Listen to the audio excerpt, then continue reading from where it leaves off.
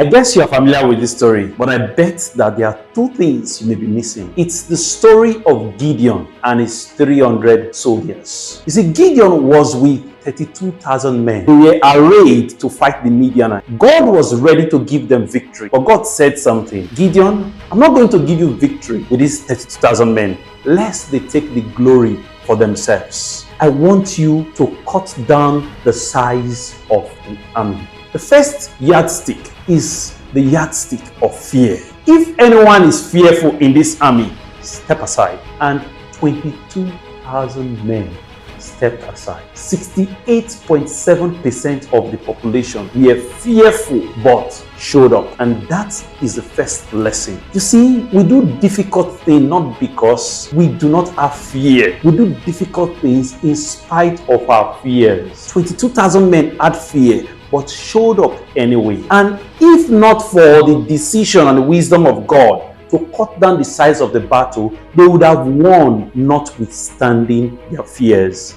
And whenever I think about this story, I'm encouraged to get at it, to do the things I have to do. Even with the fear, even with the discouragement, I go ahead to do it. I know I'll be successful notwithstanding. Do you know, after God cut down the size of this army, God said 10,000 is still too much. And God brought the second criteria. How the people drank water from a particular stream. And I want to leave this to you. If you know you read my book of Bible story, I believe you can tell me why God chose just 300 men out of 10,000 on the basis of how they drank water from the stream. What do you think God was looking at when he was choosing those 300 men? If you know the answer, then you know the second thing I want to tell you about the story. But I want to hear your answer in the comment section. See you.